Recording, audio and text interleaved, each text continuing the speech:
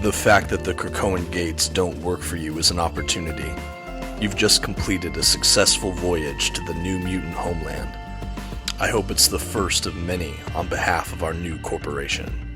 If you're a mutant and can't get to Krakoa, then the Marauders will bring you home. Today on the Comic Book Report, Marauders Volume 1 Hardcover by Gerry Duggan. Stick around and check it out.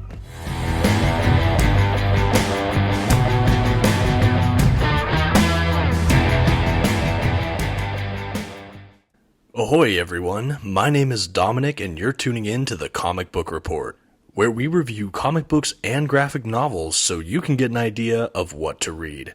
Today we're looking at the first oversized hardcover collection of Marauders. This is in the Dawn of X era for the X-Men books, and wow, what a ride. Let's dive in. But first, here are some quick facts about today's collection. Marauders was primarily written by Gerry Duggan and illustrated primarily by Matteo Lolli and Michele Bandini. The issues found in this collection were first published by Marvel Comics beginning in 2019. The volume itself collects Marauders issues 1 through 12, and finally this oversized hardcover comes in at 336 pages. At this time, I'd like to issue a brief spoiler warning. I will be flipping through the contents of today's collection, as well as commenting on plot points. You've been advised. Alright, and here's our first look at that Marauders oversized hardcover, Volume 1. And if I didn't say it before in my X-Men Dawn of X era hardcover haul video, I love the design work they have for these Dawn of X era oversized hardcovers.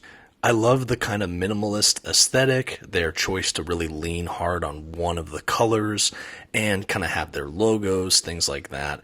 This is amongst them. It's similar in format, and I just love it. I love the look. It looks so sleek, even on the bookcase. Before we take a look under the dust jacket, I would like to just reiterate that this is an oversized hardcover, so it has the height dimension and width dimension, obviously, of like an omnibus, just not padded out as long. It's not 800 pages, 1,000 pages. It's, somewhere north of 300. As far as the paper stock, it's a decent level glossy print page, which I personally love to see.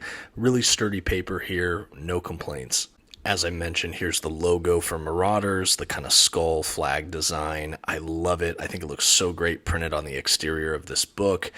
Really love that blue, and yeah, very fun collection. So let's go ahead and dive in here. As I begin leafing through the collection, I will just say what initially drew me to Marauders. I read House and Powers of X. I even reviewed it on my channel. It is one of the most groundbreaking, best X-Men events I've ever read in my whole life. I know I'm not in the minority there thinking that, but that work by Jonathan Hickman launched us into the Dawn of X Krakoa era for the X-Men books. And frankly, as an X-Men fan, I found it just revitalizing. Now, since that event, I have found that nothing has quite lived up to that bar, at least in my mind. However, I've loved reading some of these Dawn of X titles, and I believe these oversized hardcovers are a fantastic way to read them. So after I read House of X Powers of 10, I was immediately looking for something to read next. I logically started to read the X-Men run by Jonathan Hickman, feeling like that would be the most logical extension of that event, which in some ways it was. But branching off beyond that, I was looking for recommendations, and the first two that really stuck out to me were Marauders and Excalibur, both of which I bought and read. And yeah, I enjoyed them to varying degrees, and I'm really happy to be reviewing Marauders today for you guys. As for what Marauders itself is about, it's basically a kind of pirate X-Men story, where the pirate captain is none other than our very own Kitty Pryde, now going by Kate Pryde.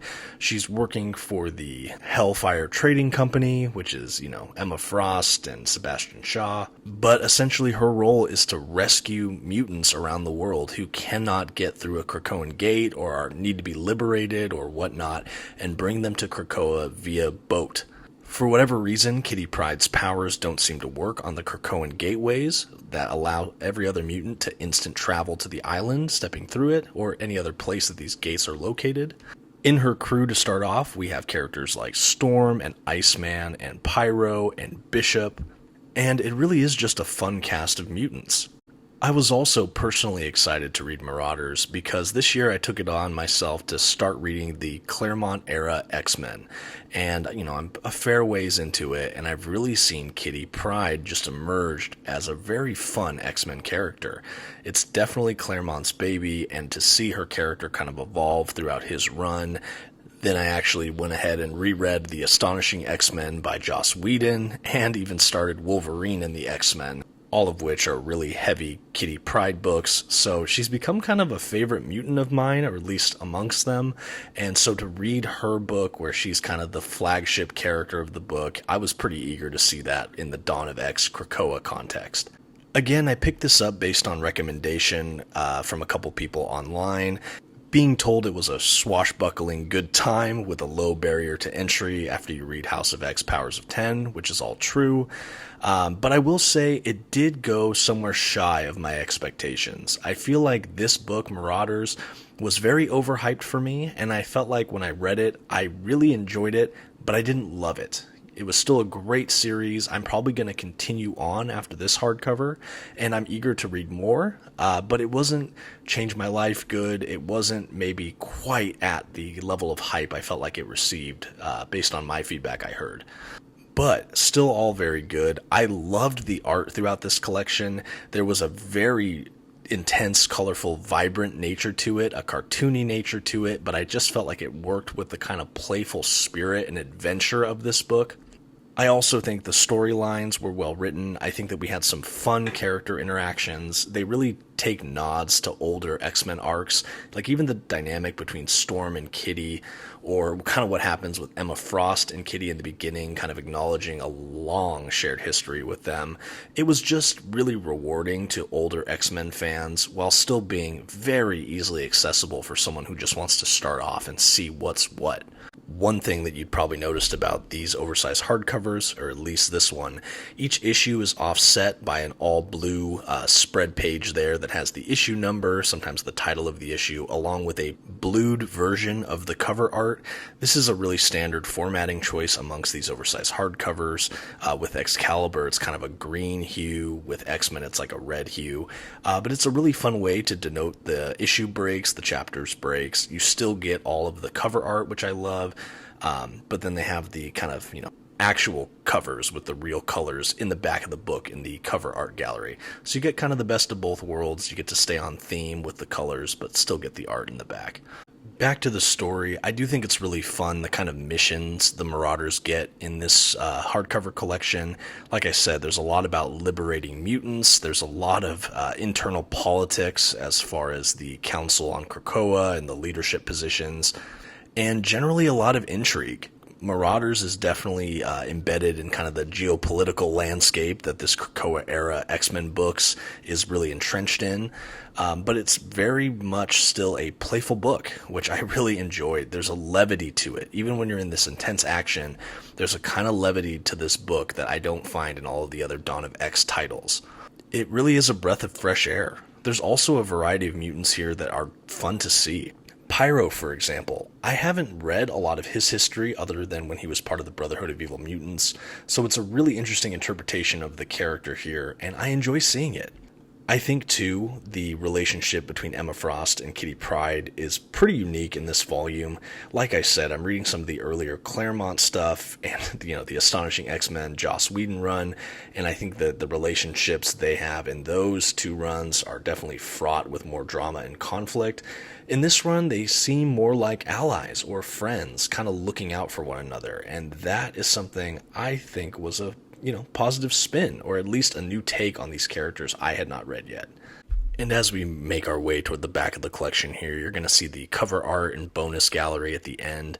I love this. I love seeing the covers in oversized format. And I'm just generally really happy with Marvel for releasing so many of these oversized hardcovers for the Dawn of X era.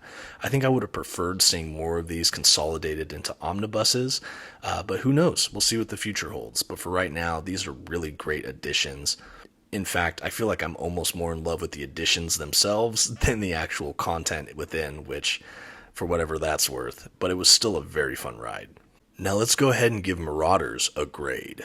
For a low barrier to entry, some playfully exciting, vibrant art, and great character interactions, coupled with maybe not the most incredible overarching stories. The Comic Book Report gives Marauders Hardcover Volume 1 a B-. This was definitely a like not love title for me. If you're interested in these characters or this Dawn of X era, I do think it's one of the stronger books on the market, but maybe not an instant classic. Let me know what you thought of Marauders in the comments below. Don't forget to subscribe, and until next time, have a good one.